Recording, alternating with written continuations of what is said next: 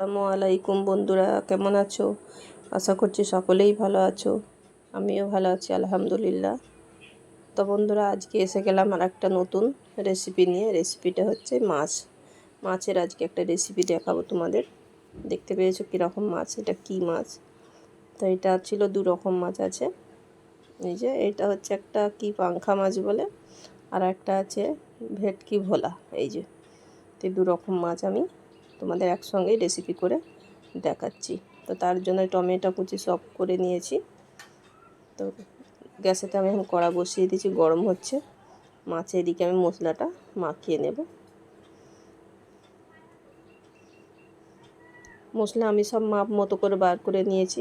রেসিপিতে যতটাই মশলা লাগবে আমি সবটা 1 চামচ করে বার করে নিয়েছি। ওটাই মাছে তো মাখিয়ে নেব আর রেসিপিতেও দেব।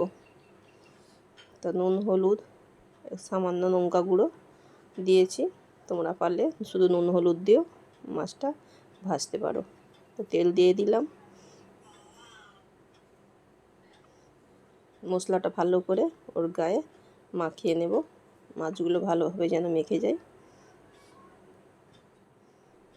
তো সুন্দর করে মাখিয়ে নিয়ে আমি এখন গরম কড়াতে ছেড়ে দিয়েছি। প্রত্যেকটা মাছ এইভাবে মাখিয়ে নিয়ে আস্তে আস্তে ছেড়ে দেবে।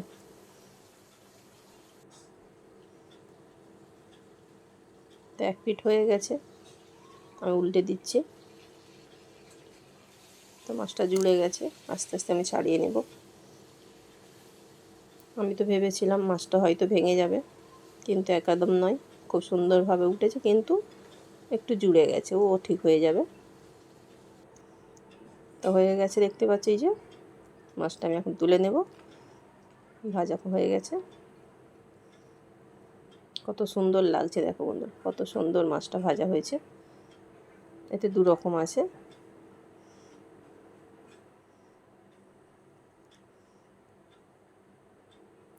কত সুন্দর লাগছে খালি ভাজাগুলো দেখো। প্রত্যেকটা মাছ ওইভাবে আমি ভেজে নিয়েছি। তো ওই গরম কড়াতে এবার তেল দিয়ে দেব। তো এদিকে পেঁয়াজ কুচি যেটা আছে আমি ওই কড়াতেই রেসিপিটা করার জন্য আমি দিয়ে দিচ্ছি।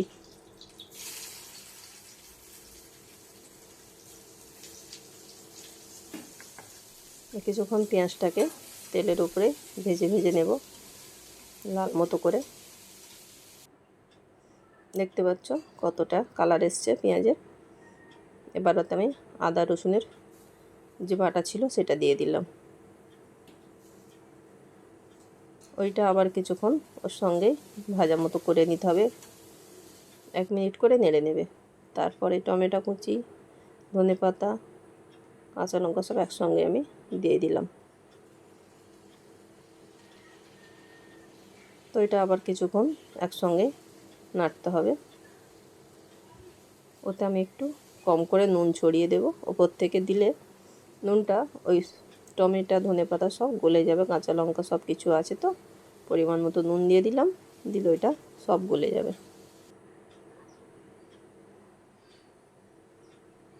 তো ওতে আমি এখন এবার গলে যাওয়ার পরে হলুদ গুঁড়ো পরিমাণ মতো সব বার করে নিয়েছিলাম মাপের।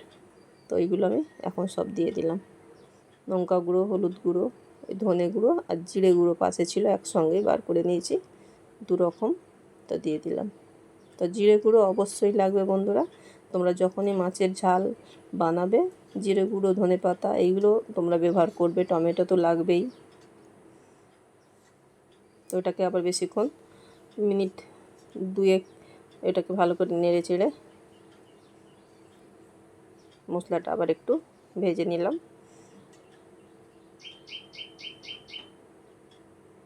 তো ওতে যে মাছ মাখিয়েছিলাম ওর মশলাটা ছিল, ওই পানি ধুয়ে দিয়ে একটু আমি দিয়ে দিলাম।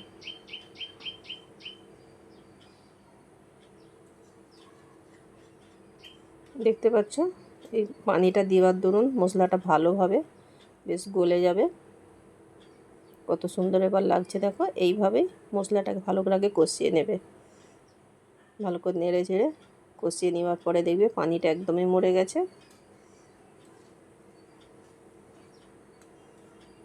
মশলাটা দেখেছো টমেটো গলে গেছে, সব মশলা টমেটো ধনেপাতা কাঁচা লঙ্কা একদম গলে গেছে। আগেই আগেই এইগুলো করে নিলে তাহলে মাছটা শুধু দিয়ে পানি ফুটে গেলে মাছ তুলে দেব, তখন আর কিছু করতে হবে না। তো পানিটা আমি এখন যে পানিটা বাকি ছিল যতটা মশলা ধোয়া মাছের ধোয়া পানিটা ওতে দিয়ে দিলাম। ভালো করে কড়াটাকে পরিষ্কার করে গায়ের মশলাগুলো ওতে ধুয়ে দিয়ে দিয়েছি। তো দেখি পানিটা এবার ফুটে গেছে।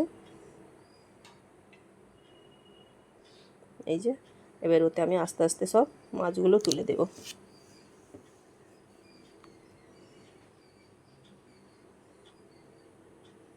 প্রত্যেকটা মাছ এইভাবে আমি তুলে দিলাম। দেখেছো কতটা ঝোল আছে, বুঝতেই পারছো। তো বেশিক্ষণ ফোটাবার আর দরকার নেই। 1 মিনিট পরে আমি নামিয়ে নেব।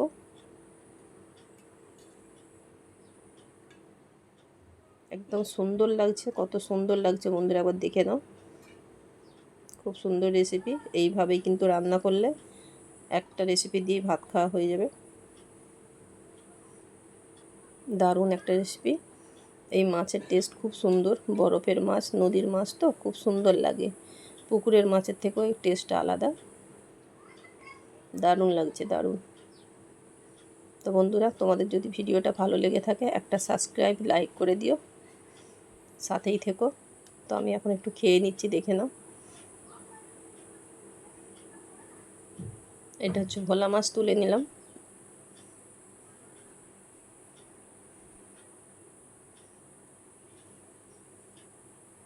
তো বন্ধুরা, সাথেই থেকো আমার। মমিনা রান্নাঘরের সাথেই থাকবে।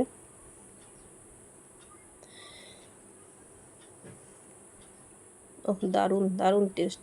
মাছের টেস্টটা খুব সুন্দর, ভোলা যাচ্ছে না। ভোলা মাছ খেয়ে ভোলা যাবে না বন্ধুরা, খুব সুন্দর। দেখতে পাচ্ছ একদম ছেড়ে যাচ্ছে কত সুন্দর হয়ে, কিন্তু একটাও ভেঙে যায়নি। প্রত্যেকটা মাছ গোটায় গোটায় ছিল। দারুণ দারুণ লাগছে। তো বন্ধুরা,